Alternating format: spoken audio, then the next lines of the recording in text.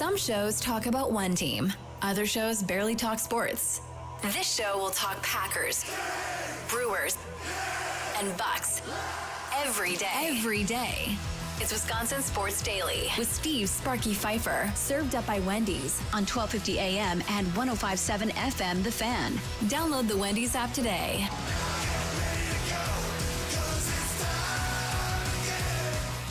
Welcome in. It is the 4 o'clock hour as we broadcast live from the Wisconsin State Fair right here by the Milk House. Make sure to check us out. Wisconsin Sports Daily served up by Wendy's here on 1250 AM and 105.7 FM The Fan. You can stream us on the Odyssey app. You can also find all of our shows in podcast form on your Odyssey app, the iHeart app, TuneIn app, Apple, Spotify, wherever you find your favorite podcast.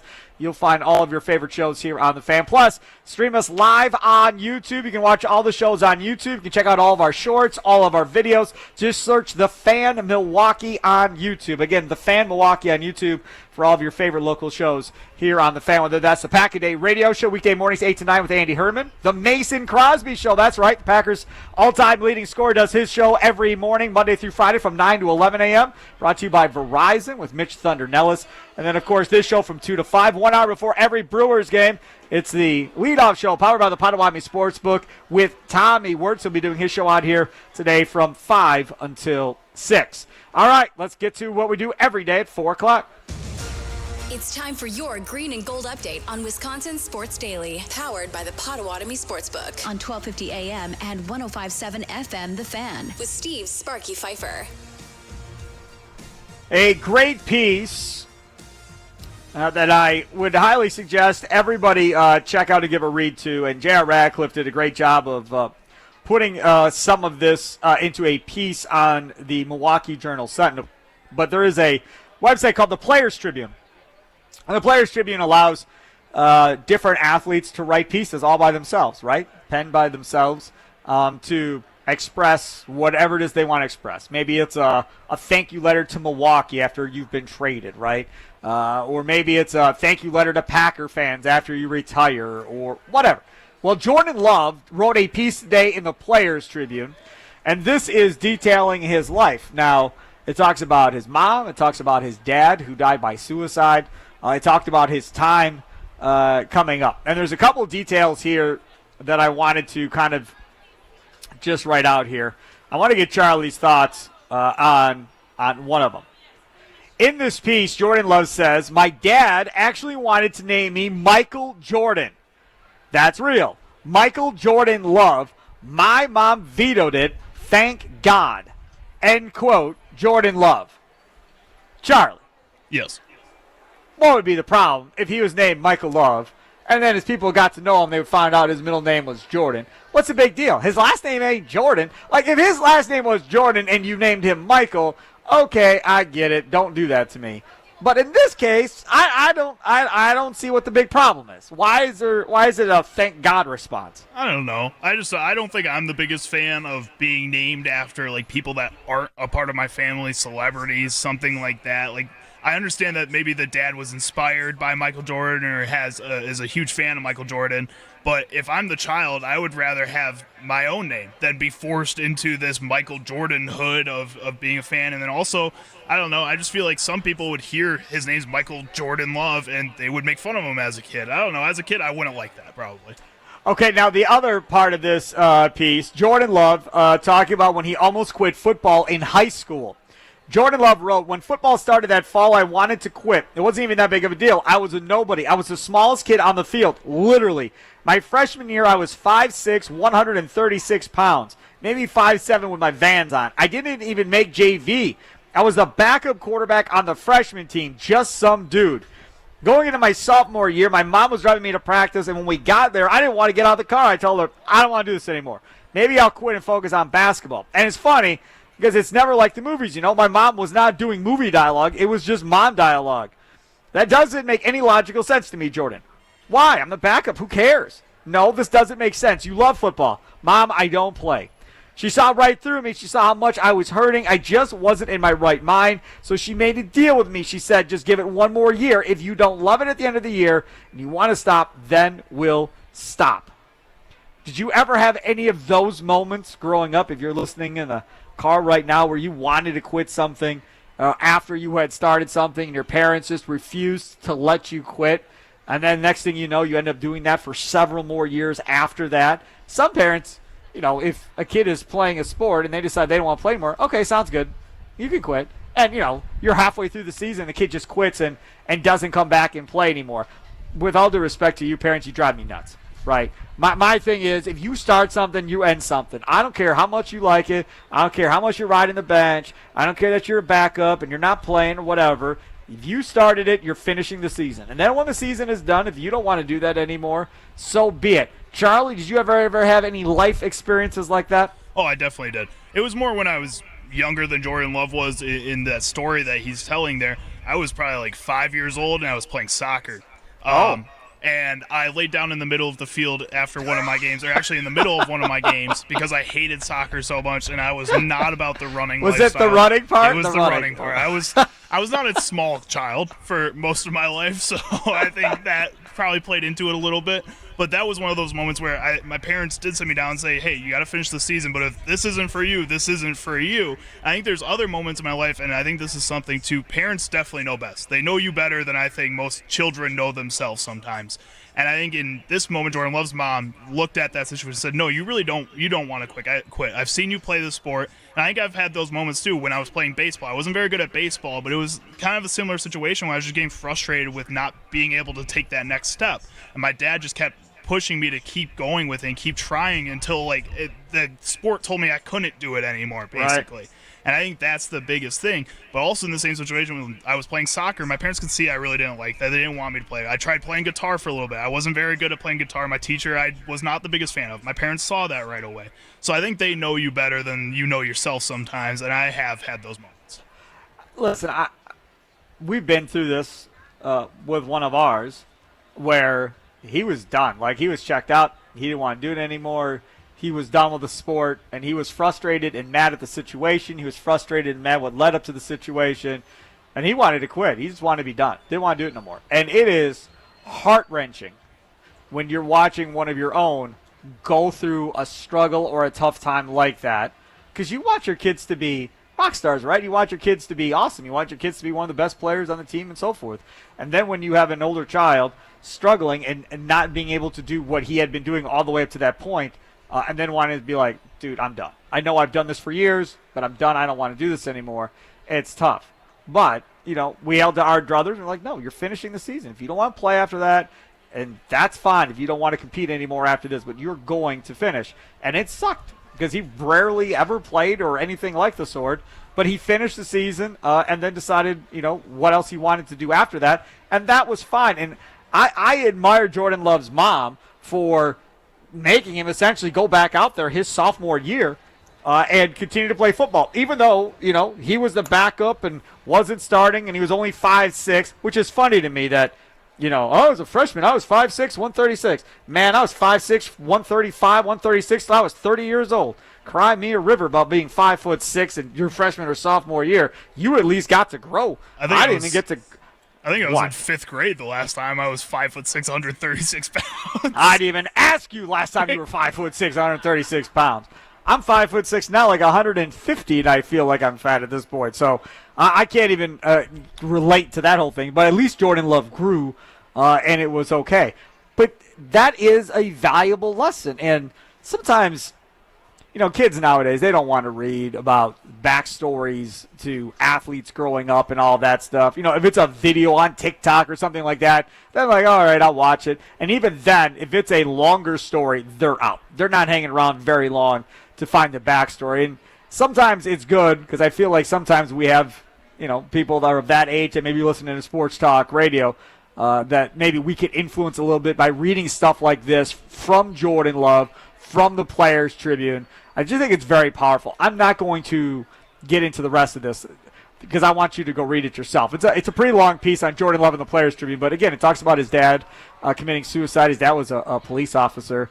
It talks about coming into the league, knowing that Aaron Rodgers was the number one, talking about how Aaron Rodgers handled his situation, knowing that Aaron Rodgers had already been through it with Brett Favre. It talks about all of that. Again, I implore you, check out the Players Tribune website, read the piece on Jordan Love, and It's really good. It's really inspirational. Some of you may need a Kleenex to get through it, but it's really good stuff by Jordan Love. And in this situation, I picked a couple pieces out that I thought could relate to everybody without getting too deep into the weeds on the rest of what's going on with Jordan Love.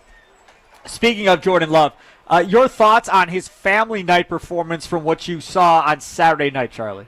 I thought from what I saw from Jordan Love was, I guess, not really anything too out of the ordinary for what I was expecting of Jordan Love.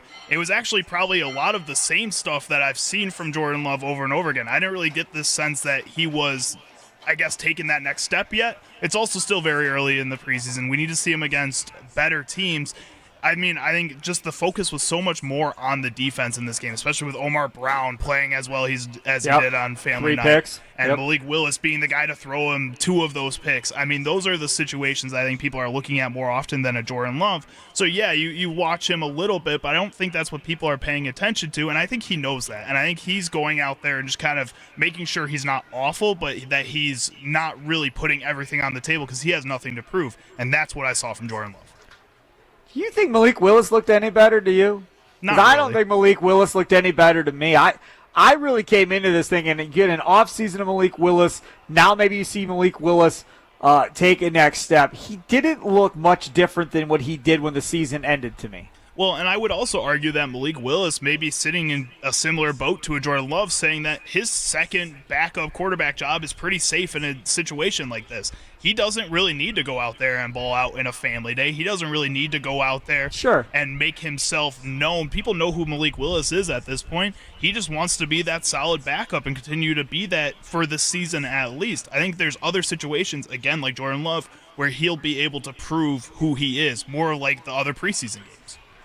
Clifford versus Elgersma is going to be something as well to watch, right? I mean, they had the thing with the nets where they were throwing to the corners with the nets, and they were throwing the 30-yard ones, and Jordan Love was brutal on the 30-yard ones. But once they got to the corner ones, Jordan Love hit a couple. Clifford was the guy. He hit a couple as well and looked pretty good. That, I think, by far is the favorite drill for the fans that they do. That and then the punt, and you catch as many footballs as you can without dropping a football. That's the other one. The kid last year was amazing. They picked. The kid this year struggled. It wasn't great. But anyways, when we talk about the quarterback situation, obviously they're going to carry 2. Third one on the practice squad.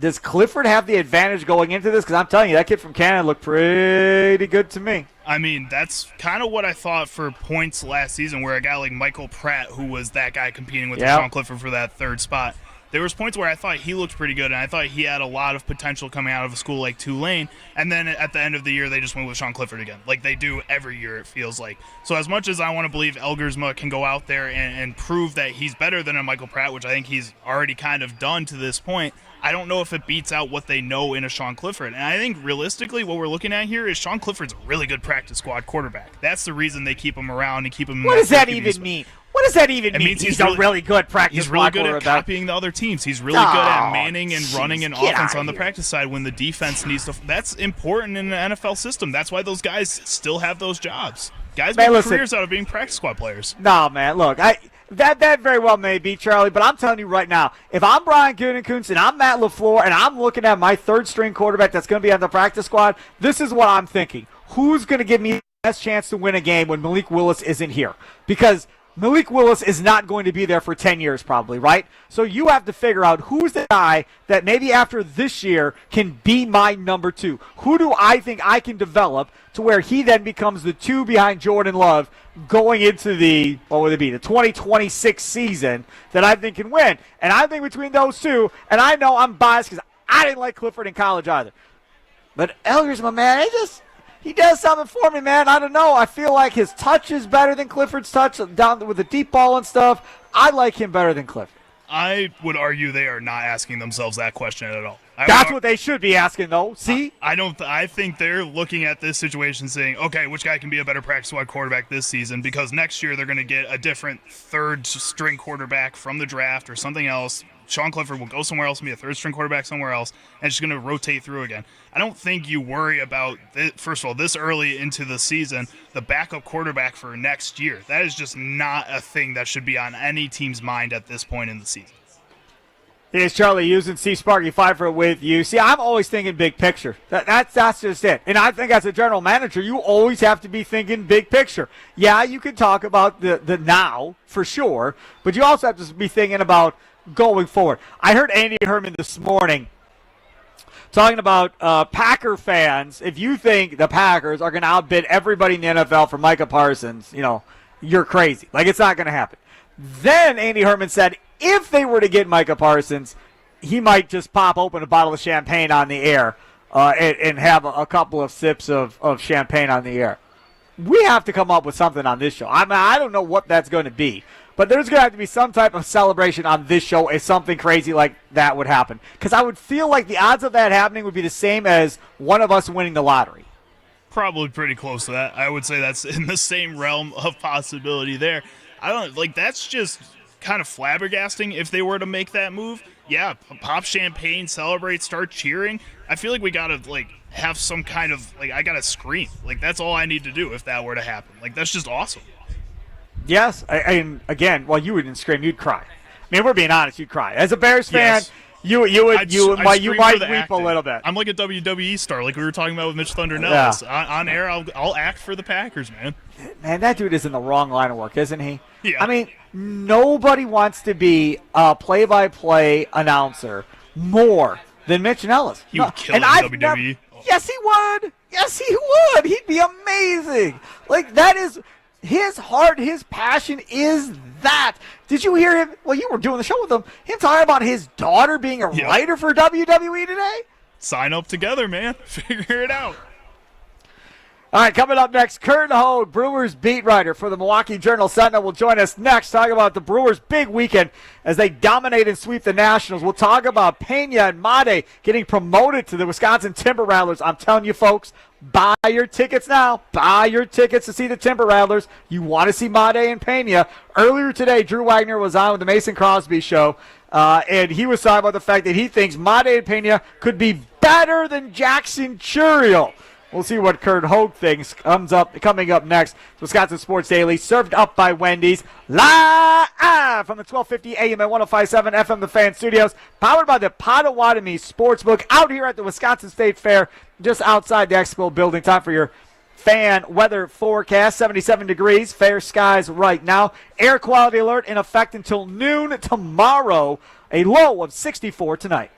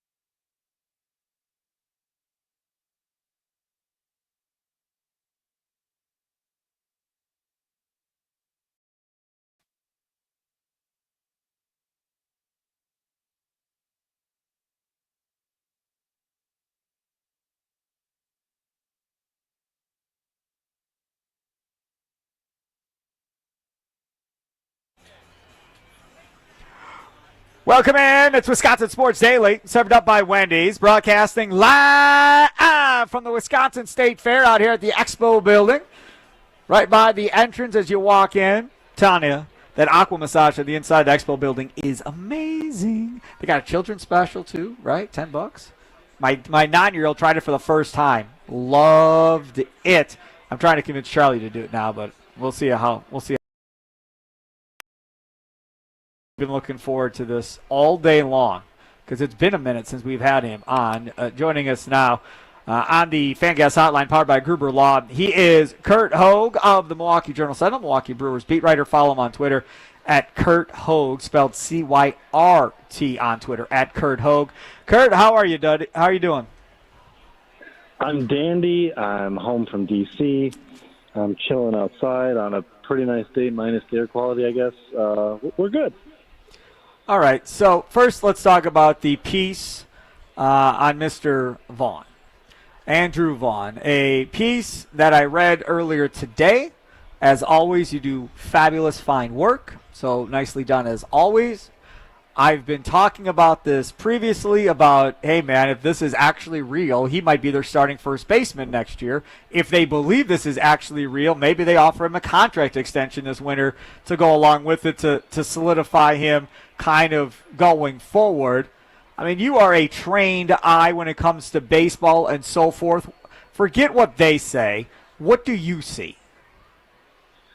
What I see is I'm going to need a little more before I go fully on board with he's the first baseman next year. But we're definitely at a point where we're having to have a conversation, which is why I kind of asked around the Brewers what they think with him. But look, when you're seeing a few material changes to like the bat speed, to swinging at better pitches, to lifting the ball, catching it out in front of the plate, from a guy who maybe he's never been an elite hitter, but like he's got some pedigree. He was the best hitter in college, and number 3 overall pick. So when you're finally starting to see all of these pieces come together for a guy, there are definitely signs there that he could be the first baseman next year as well. And, you know, they've made if maybe not even this level keeps up, but if he continues to produce it in any capacity for the final 2 months, you could very easily see them tendering him a deal in arbitration. The one thing that stood out to me in that piece, like I said, a great piece, go check it out at the Milwaukee Journal-Sentinel website or go buy the paper, is when we talk about him doing interviews and seeing him talk to people, it's very short answers, very, understated, not a ton of personality, whatever. But in that piece that you wrote, you talk about him being vocal, very vocal, in these hitters' meetings leading into a game about how they want to attack a pitcher. I guess I was kind of taken aback and surprised by that. Well, some guys are just competitors, and he's always been kind of classified as a pretty cerebral hitter, even though he chased a ton with the White Sox, which usually those two things don't go together. Right. But a guy who knows what his approach is, knows what he's trying to get from a pitcher, and like he may not be your standard veteran, but when you've got a guy who just innately is super competitive, that's a climate where it'll come out, even if he's like generally a quieter guy. He's been an addition to the team, obviously, with his production, but helping them in these meetings as well.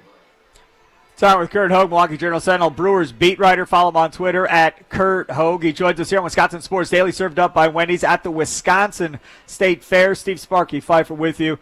Now let's talk about Isaac Collins. He gets Player of the Month, Offensive Player of the Month, and obviously he deserved it. It's over 320 in the month of July. Are you sold on him to this point, of him being as good as he's shown? Parts of it, yeah. I don't know if anyone saw this coming, but again, the Brewers' thing is swing decisions and controlling the zone. And if you kind of, are wondering how legit the offense and what they've done the last couple of months is, they don't hit home runs. Well, the thing that they do as a whole is they make you come to them from the mound. They don't get themselves out a whole ton now here and there, and there's some guys that are more prone to do it. than others. But Isaac Collins is kind of a template for like why their offense is good. It's because he knows exactly what his plan is. He knows what spots within the zone he's good at swinging. He doesn't go outside the zone, and then he's able to barrel the ball up. It's not a ton of like raw power, but he's hitting line drives and squaring the ball up with like the strength that he does have. And so that's a very important skill to have, is swing at the right pitches, and he's very, very good at it. Curt, the other thing, too, about this offense and what we're watching, and I put it on Twitter, I don't understand what the hell is going on at third base, if we're being honest. This Caleb Durbin thing, I realize they're not hitting him or letting him hit against right-handed pitching, and I understand it's a bigger sample size, but you don't have a better answer than him at this point to play at third base. I mean, how long are we going to give Seigler? He's hitting under 200, for God's sakes. Well, I thought the same thing about Isaac Collins facing lefties when Garrett Mitchell was on the roster in early April. Like, shouldn't we be seeing what Garrett Mitchell has to offer you against left-handers? And then turns out Isaac Collins, after he was pretty bad for the first month or so, then Mitchell got hurt and he turned it on. I don't necessarily know if Seigler is going to be able to replicate that production. Probably not. Collins might be the rookie of the year front runner, or he should be probably.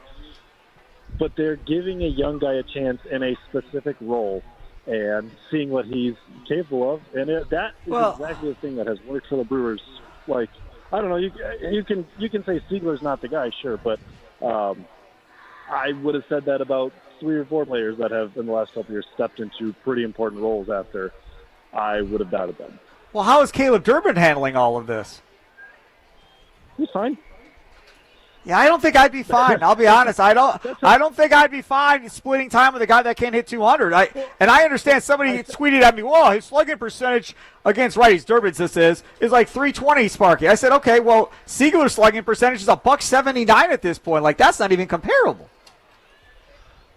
Well, I think there's a competitive fire to the guy that's like not happy about it, but generally that's another thing that has benefited this team, is guys are like fighting for their spots and fighting for their at-bats and putting together competitive at-bats instead of just being like gifted a job. And now Durbin, you could argue he's earned regular playing time, but hey, if they got this guy Seigler they like and they're trying to see what he has, I think 2 starts a week is probably fine. I don't like it. He is Curt Hogg, Milwaukee Journal-Sentinel Brewers beat writer. Follow him on Twitter at Curt Hogg. Let's talk about the next one I don't understand. Danny Jansen over Eric Haas. And as I said this before, if you would have told me prior to the season that backup catcher was going to be the biggest need for this team at the deadline that the Brewers wanted to address, I would have said, man, that's amazing if that's actually the case. But that's the area that they decided to address. I mean, was Eric Haas really that bad? Like, not at any point, I don't believe, did Tommy Wirtz, myself, Charlie Usen, or anybody else on the station have a conversation of, boy, that backup catcher spot better get fixed or they're in trouble. But apparently the Brewers thought so. I'm going to go back to swing decisions here, and I think that was a part of it, is like Haas is just swinging and missing at too many bad pitches. But I don't necessarily disagree with you on this one. Backup catcher was not something that crossed my mind as a weakness. Now, part of it is, regardless of what Murph said at first, they do want to give Contreras a little more time off from catching, let him continue to heal up as much as possible, and they just like Jansen's bat a lot more than they like Contreras' bat. And so it gives them a little bit of flexibility to play him more often. And they really weren't playing Haas much at all. Great guy in the clubhouse. All the players absolutely loved him. But I think they had cooled on the bat. Danny Jansen's bat says a lot. I mean, again, this is another thing where, if the argument is, well, he's a better defensive catcher and we think that's more important to the backup catcher position than the bat. Yeah, but he's also not. Right. He's good. He's better at some things. He has a good arm, but he's not. He grades out pretty poorly as a framer. So it was a bit of a perplexing move to give up Arenado, who's certainly an interesting prospect with the bat, but I don't know, Sparky. Somehow, I think, like with all these things, there's a caveat of like, well, it usually works out. Yeah, it's nice. And then if they're bouncing the playoffs, then everybody will make up excuses of what happened and what went wrong and act like you didn't see it coming.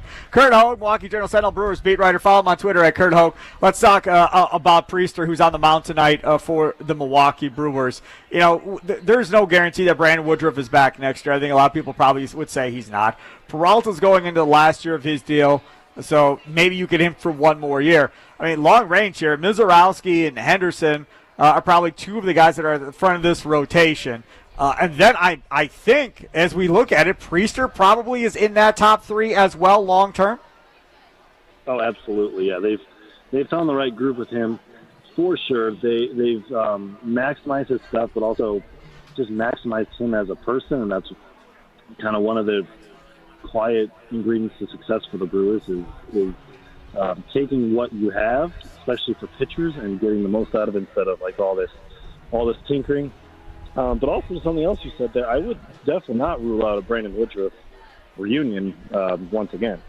At $20 million? Do you know what he would cost? Well, $20 million is the mutual option, right? Well, the mutual option is probably not going to get picked up. Because then it's a $10 million buyout, isn't it? Isn't it a $10 million buyout if they don't pick, if the mutual option isn't agreed upon? Yeah, so there's some trickiness to this. Yeah, there's the buyout, but then would the Brewers follow the buyout with a qualifying offer, which is a year $20 million or $21 million? I think it was last year. It changes year to year. So, I mean, maybe that like makes sense for Woodruff to take that deal.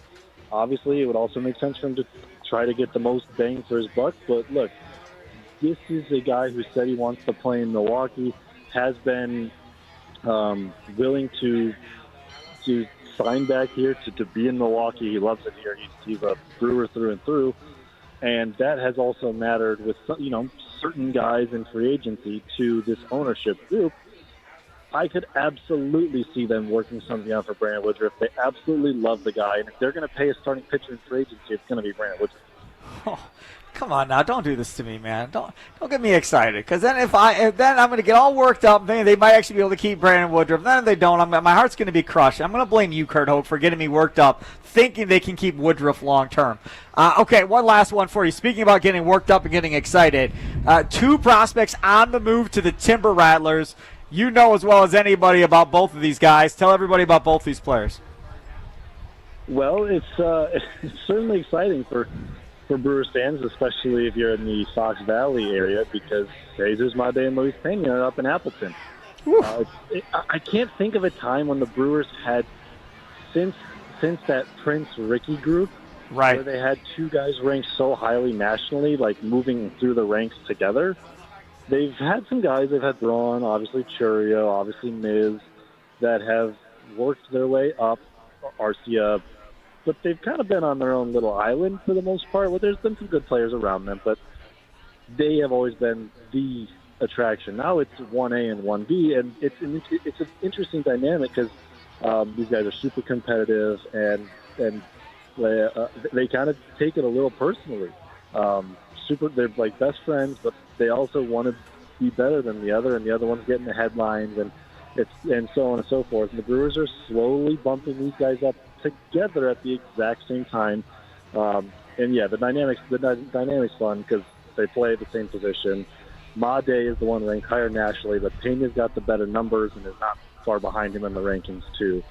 So definitely, if you can, get up to Grand Chute and check out a Timber Rattlers game, because who knows if these two are going to be there next year, if it'll be like Churio, and it'll be they spent a month and a half there.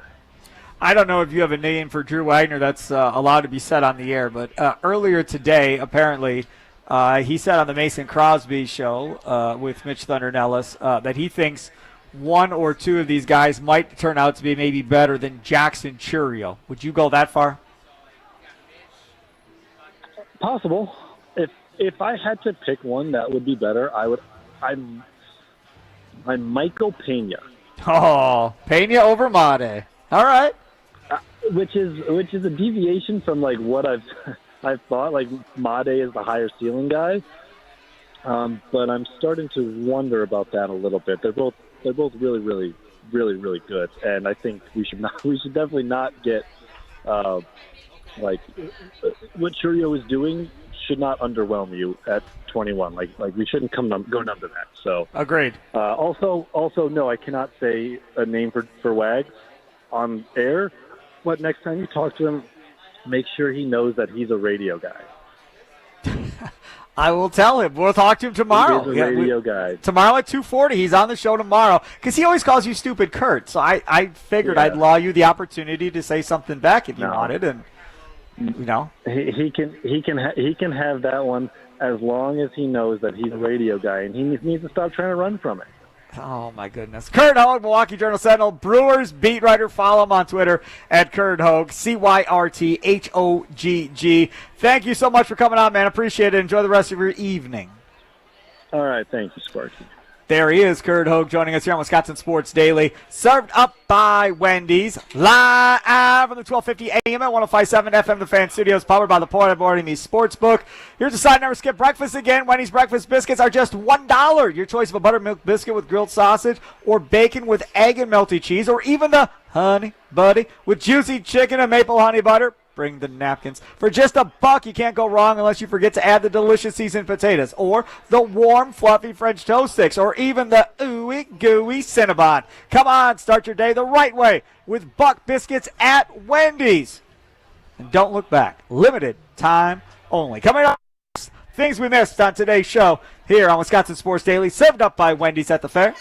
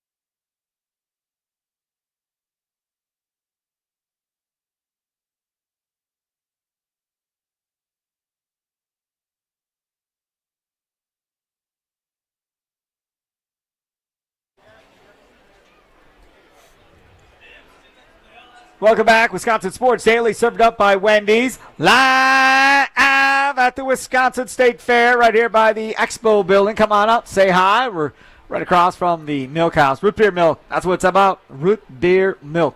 You know, I got to say, I saw somebody else who I follow on Twitter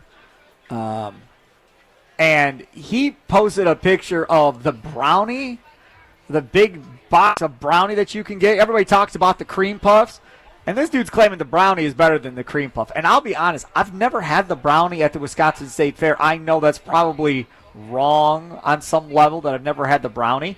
But I think I'm going to have to try the brownie by the end of the weekend. I mean, it was a big old box of big brownie. I may have to get one of those and bring those home at some point this week. I have lived in Wisconsin for 23 years of my life, and I have never heard of this brownie. I know the cream puffs. Oh, yeah. I've never heard of a State Fair brownie. Yeah. State Fair brownie is real, man. It is gigantic. I mean, it's pretty big size. I'll see if I can find the tweet. I know whose Twitter account it is. I'll see if I can find the tweet. I'll show you a picture. It is it's a good size brownie. I'm curious. I've never heard of this. I love chocolate, and chocolate brownies is my thing, so I can roll like that. I love me some Trell, too. Trell on the north side. You're next on the Nicolay Law Fan Talking text line. What's up, Trell? Hey, what's going on, Sparky? I got two small statements and one question. All right. First thing, Brewers. Sparky, only thing I'm saying is I hope that that we don't have anything that we regret when the playoffs get here as far as the Brewers, where we thinking we could have made something, a move or something to push this team. That's my only thing. Thursday with the Packers. I am so intrigued by Isaiah Simmons. I think if he could tap into that potential he had when he got drafted, you can imagine Isaiah Simmons, Quay Walker, and Edgerrin James as our linebackers. Oh, my God. Cooper. Edgerrin Cooper, not James, man. That's the running back for the Colts. Yeah, my fault. I know, I got you. And the last thing, I don't know. I think you might have talked about this, but I missed it today on there. But who do you think the source is for this sham stuff? Because it's starting to get ridiculous, agent. Man. Giannis's agent. Giannis's agent. We talked about it at 2:40. You can go back and listen to it. Yeah, I think it's Giannis's agent. Hey, man, look, just think about this. Giannis has not come out and said anything this entire time. He did that one podcast. He's like, I'll probably go back to Milwaukee. I like Milwaukee. I'll probably go back, right? I want to win multiple championships for my team. He said that. Everybody overreacted to that. But he has not come out at any point and said, hey, man, I'm in Milwaukee. Shams, don't worry about me. I'm good. I'm going to be a Buck. He's not come out and said that at any point. He did the whole – what he does is he trolls. He's like, who else misses Woj? He did that one. The Bucks did the yawning emoji today after Shams Charania report that the Bucks and Giannis talked earlier this week, and Giannis still hasn't committed to being a member of the Bucks this year. So the Bucks responded with a yawn emoji to it. So, I mean, this whole thing going back and forth. But as I said earlier, if I'm the Bucks, I'm hot. Like, if the source for Charania is Giannis's agent, I'm having a long, hard conversation with Giannis's agent because this isn't doing anybody any favors. No, but that would be kind of – I mean, I guess it's possible, but – Well, who else would it be? I don't know, Sparky, but I just thought it was maybe some other teams, some other executives around the league just trying to keep the story alive to see if they could be the first one to get in there. I just can't see it being his agent. If it is, Giannis is more clever than I even thought if his agent is doing that. So I don't know, but that's a stern that's a stern decision that you come to about that. But I would have never thought that one. Yeah, that's the only one that makes sense to me. I mean, you're having the conversation about how they've had talks all week long. He keeps asking him whether or not this is a championship caliber team, going forward this year and the next year and so forth. Who else is going to know those details other than the Bucks, Giannis, and the actual agent themselves? Yeah, I believe this is the best the Bucks can do right now. And if Giannis stays, agreed. John Horst will be able to make other moves. I think people are talking about how the Damian Lillard $20-something million is gonna strap them. No, it isn't. The NBA salary cap goes up every year, man. Come on, right? That $20 million is going to be lesser and lesser a percentage of the salary cap as the years go on. They're going to be able to bring some more players in. They just got to get Giannis on board and watch Horst build this roster out. They'll be fine. They'll be fine, man. That's exactly right. And Giannis just did a collectible card show. Hey, do you have that clip here we can play real quick here for those that missed it, Charlie? Giannis was at some type of collectible show talking about signing autographs and how, he doesn't sign his whole name anymore. He signs a G and an A and so forth. And then a fan yells at him about being in Milwaukee for a long time. Here, this is it, Trell. Check this out. So this autograph, when I got drafted, I was very excited to be in the NBA. Yeah. And I was working on this autograph for like 2-3 years prior to that, right? So I got drafted. I was excited. Somebody came by. I was like, hey, can you give me an autograph? I was like, yeah, sure. GA, and then I put the Kumpo, basically. I did it a couple times. Maybe I did it the first, like, I don't know, maybe like 1,000, first 1,000 autographs that I gave away. And then I was like, no, I can't be doing this for the rest of my life. Like, I want to have a long career. I'm going to play like 15, 20 years in the NBA. I can't be doing these autographs. So, all in Milwaukee. So I had to stop. Yeah, he literally said, all in Milwaukee, baby. That was his response to the fan that said, all in Milwaukee. That doesn't solve anything either at this point. It's nice to hear as a Bucks fan. He gave him a little wink and a smile, right? But he didn't know. I don't know if he knew he was being recorded or whatever. I said this in June. I said it in July. All that dude would have to do is simply put an Instagram post out or TikTok or whatever he wants to do social media-wise, or sit down and do an interview with somebody and just simply say, I'm on the Milwaukee Bucks. I'm under contract with the Milwaukee Bucks. I'm looking forward to the season. Everybody can quit talking about whether or not I'm coming back. I'm a Buck. Let's move on. He can do that whenever he wants, and he has chosen not to do it the entire time. You right, Sparky, because you might be right about his agent, because I guarantee you his agent is stopping him from doing that. Yes. I can guarantee you his agent is stopping him from doing They're that. trying to leverage something. His agent is giving Sam something. Maybe you're right about that. They're trying to leverage something. They're trying to leverage something. I don't know what they're trying to leverage or who or what they're trying to get done here, but they're trying to leverage something, and I don't know what that is. Thanks for the call, Trell. It just does. It makes too much sense. It just makes too much sense for this not to be the agents at this point. Like, I mean, if it's an executive on another team, how are you telling me that dude knows what is going on in these conversations during the course of that week or whatever? I mean, I guess, John Horst could talk to another GM on a team or something maybe. I guess that's possible. But the more likelihood in all of this scenario is his agents are the ones that are feeding Shams, and that's why this is not dying until they get what they're looking for. Whatever that answer is, I don't know. But I agree with Trell and the fact that there's not much else they can really do at this point. I mean, they don't have a lot of wiggle room with the roster. I mean, I guess you could trade Kyle Kuzma and figure out somewhere where he can go to add another piece. This whole idea of San Antonio, that's been pretty much nullified by De'Aaron Fox signing that gigantic extension today. So you could take the Spurs out of this for Giannis, and of the teams that would have been available if Giannis were to ask for a trade, that's the team where I'd want to send him to, because they got a ton of young talent, a ton of picks available. That would have made the most sense. But after the De'Aaron Fox signing today, that one's done too. Charlie, your thoughts? Well, and honestly, even before they re-signed De'Aaron Fox, we talk about this a lot with the Brewers and with the Packers. If you're going to trade for somebody, usually it's with the intention of re-signing them, especially if they're on that last year of the deal, unless you're outright saying when you make that trade that this is a rental, which most teams will usually do with that type of situation. So when they trade for a De'Aaron Fox, a young player who has a lot of potential, and added him to a young roster, I feel like it should have been pretty expected that they re-sign a De'Aaron Fox.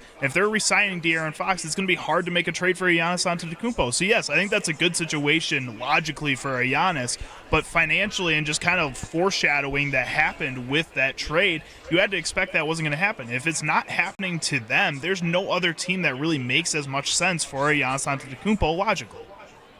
The other part about this too is when we talk about where this is going and what's going to be done, because, people start bringing up, well, Lillard didn't go to the Bucks until September, and this didn't happen. The Kyrie Irving thing didn't happen until August, right? So now we're pointing at scenarios where, major moves have happened in the NBA after August 1st, and we're sitting here on August 4th, so it's not like it's crazy to think a major move, couldn't still happen at this point. The thing that cracked me up about Sharania more than anything was the idea of, well, there's a lot of teams standing by. No, you're kidding.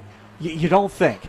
Isn't every damn team standing by in the NBA trying to figure out how they're going to get Giannis at this point? I mean, I don't think that's breaking news. I don't think that had to be reported at this point. Shams, thanks for the cool window. Let's talk about things that we missed on today's show with our guy, the big old hunk of love. Tommy Wirtz is out here getting ready for the leadoff show, powered by the Potawatomi Sportsbook. Look at that mug on YouTube, man. Right there, up close and personal. Look at that Why is my face. camera so much closer? That is You got a big head. amazing. Yeah. Tommy, that was a close-up on Tommy Wirtz. I love how Sparky sent me the link as if I don't have the admin account to StreamYard and can get into any one of these streams That's true. whenever. Yeah, Like, yeah, it didn't yeah, even yeah. matter. That power, Sparky? That's true. Yeah. That's true. Spark- I do. I don't use it. Yeah, he's in like the separate tab over here. Yeah. No, I have the actual StreamYard link open up like any other guest would be coming on this show. Yeah, absolutely. So Tommy Wirtz is here. Charlie Usen as well. We're about a couple minutes away from this show being over. Leadoff show starting up, powered by the Potawatomi Sportsbook. I brought this up to Curt Hogg earlier about Made and Pena getting promoted from Carolina to the Timber Rattlers. I'll ask you, because, again, nobody knows more about the Miners at this point than you. What can fans in Appleton expect to see with these two guys? Electricity, I guess, is like the first word. These are two guys that they are more hyped than Jackson Churio, it feels like at this point, because they're coming up together at the same time. And I really love what Jesus Made does and brings, and it seems like he has a lot more national attention right now. Yep. But you asked Curt Hogg who you think is going to be the better prospect, and he said Luis Pena, and I've been trying to tell you guys, I don't know why Luis Pena is not a top 10 prospect in baseball right now. Do you think it's because people don't think he has the power potential of a Made? Maybe, and it looks like the analytics are really the reason why Made is so much higher. You know, he's got a higher exit velocity, and his bat speed is greater. But I look at numbers and the eyes, right? And I just think that Luis Pena has exactly what this Milwaukee Brewers team is looking for when they are trying to put a team out on the field. You got a guy who gets on base. He's extremely fast. He plays great defense. He's very versatile on defense. He can play anywhere second through third base. And he's going to. And we brought it up with Drew Wagner today on the Mason Crosby show. They also have said that in the Brewers organization, they are huge fans of moving Pena and Made together based on competition, and they think that that makes Luis Pena a much better player, and it sure shows. I mean, the guy's been balling out all year. I cannot wait to try to get up to Appleton here. There's only 2 more homestands left all season. Their season ends before September. So they're not going to be in the playoffs? No, the Timber Rattlers are by far the worst product right now on the Brewers farm. Do we know who moved up? Because if they're moving them up, they've got to make roster decisions at Appleton as well, as far as going to Biloxi, releasing from the farm system. Like, that's the one thing for me. When I saw this happen, I was like, okay, well, somebody's going up, somebody's going up. My first thought was maybe Cooper Pratt is moving on up now to Nashville, because they said see ya to the third baseman that they had at Nashville. Well, there was a roster. And Dahlbeck. There was a roster update. Yep, Bobby Dahlbeck did exercise his free agent clause he had as well a couple of days ago. Which, by the way, makes no sense. How is Bobby Dahlbeck not on this roster, but we're playing Anthony Siegler? I mean, give me a break. Go ahead, whatever. Just move on. Austin Roberts was acquired from the Miami Marlins and added to the Shuckers active roster this morning. He's second in the Southern. It's his second year in the Southern League. Has 15 saves, a 1.71 ERA across 2 years now as well. So he's been added to the Biloxi roster. I haven't seen anything else that's been added on since then, but I have not heard anyone from Carolina moving on up. If they were going to do that, I would have thought it would have been Arenado, but then they traded him away. So I have no idea who they got moving up later on. I'll see if I can figure that out between them. But we were just talking about how in Nashville they're rocking with less players than they're allowed to have on their roster right now, because they're not worried about overdeveloping or rushing anything right now in the Brewers organization. They're just continuing to do what they continue to do up there with in AAA, and if they don't get their max roster spots, they're okay with it over there. They know what their goal is. It's to develop players. It's not necessarily to win ball games. Right. And Nashville continues to do that. He is Tommy Wirtz. He'll be starting his show here in about 5 minutes out here at the Wisconsin State Fair's leadoff show, powered by the Potawatomi Sportsbook. Priester on the mound tonight. Quickly here, your thoughts on the level of domination from this Brewers team over that Nationals team.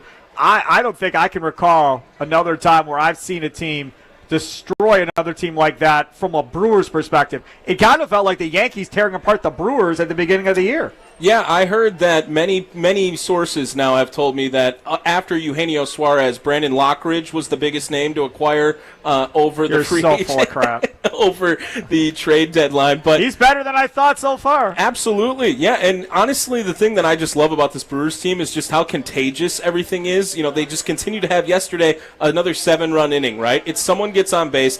And the word that we were using today to describe them is just stressful. They are a stressful baseball team to play against. You got a team that is going to pitch great every night, it feels like. Doesn't matter who's on the bump, the starter's going to give them a quality outing at this point. And on top of it, if you let them get on base, they're going to cause havoc on the base paths. There was even a Caleb Durbin play in Washington. He's stealing over third base, and they're overthrowing it, and Caleb Durbin's able to come across the score. They manufacture better than any other team. Now the run differential is in no question for the Milwaukee Brewers. They're best in the National League after being down almost 40 runs after 4 games. I just love what this team is doing, and Pat Murphy had said in his postgame just a few days ago that hunger really ultimately fuels this team, and you got a bunch of guys that you've never heard of. Well, that's why they're trying to make their name known right now, and I think that's the best part about the Milwaukee Brewers and this weekend as well. Maybe they should put pancakes in their pockets. They wouldn't be as hungry. I said that they are missing an opportunity if they're not taking syrup shots after homers or something. You know how they have they had the cheese head years Wouldn't ago? You get sick in the summertime taking syrup shots when it's hot out? I mean, Bryce Terang maybe would have with 2 homers in one game, right? But something along those lines. Like, you can't cover them in syrup or anything, but right. I think that has to be on the agenda. One last one, and I'll let you get to your show. We had Curt Hogg talking about Andrew Vaughn, and people in this organization apparently are sold that Andrew Vaughn is this good. How about you? I feel like I tried to say that a lot of times now, that let's wait for it to come down, and everyone can't stop talking about Oakland's first baseman Nick Kurtz during this stretch, and Andrew Vaughn has been just as good as him in the entire month, it feels like. So I am not 100% sold, but by no means am I trying to get Rhys Hoskins back. Okay, so there was a comparison on MLB Network, and I don't think we actually ever played it on the air. The comparison to Andrew Vaughn that was made was Matt Williams, the old third baseman for the Arizona Diamondbacks. If you are young enough to not know who Matt Williams is, go Google it, YouTube him, watch Matt Williams highlights. Because if Andrew Vaughn is Matt Williams, not only do you have a potential Hall of Famer on your hands, but you have a perennial all-star at that first base position. Matt Williams hits 35 bombs a year, 35 bombs a year. If Andrew Vaughn hits 30 to 40 home runs a year and hits 275, 280, whatever it ends up being at first base, oh my goodness gracious. Like, that changes the entire landscape of what this roster looks like going forward. Yeah, and I mean, we haven't really seen a season like that out of first base, it feels like. Since Aguilar. Yeah, since Jesus back in, was that 18 or was that 19? 18, he had 36. And really, that was only a first half. You remember, he was actually the MVP of the National League, the first half of the MLB season that year. But Andrew Vaughn, right now, I think that you can point to him as being a spark for this team during that stretch. You can point to Brandon Woodruff at being a spark for this team during this stretch right now. But ultimately, it's got to revolve around what Pat Murphy and Chris Hook and everyone else continues to do, because Quinn Priester stunk before he got to the Brewers. Quinn Priester was not good. Trevor McGill stunk before he got to the Brewers. He was not good. There are many examples on this team where you can go down the list and say, these guys were given up on. Even Andrew Vaughn, right? He stunk before he got to the Brewers, and somehow the environment, the culture, whatever they got going on over there, it's working in Milwaukee. All right, we got to wrap it up. That'll do it for Wisconsin Sports Daily, served up by Wendy's, live from the 1250 AM and 105.7 FM, the Fan Studios, powered by the Potawatomi Sportsbook, out here at the Wisconsin State Fair, right outside the Expo building. Steve Sparky Fifer with you. Enjoy the rest of your night. Up next, Tommy Wirtz is here. He'll take you right to Brewers baseball, like always, our 1 hour pregame show leading up to Brewers baseball. The leadoff show, powered by the Potawatomi Sportsbook, here at the Fair, next.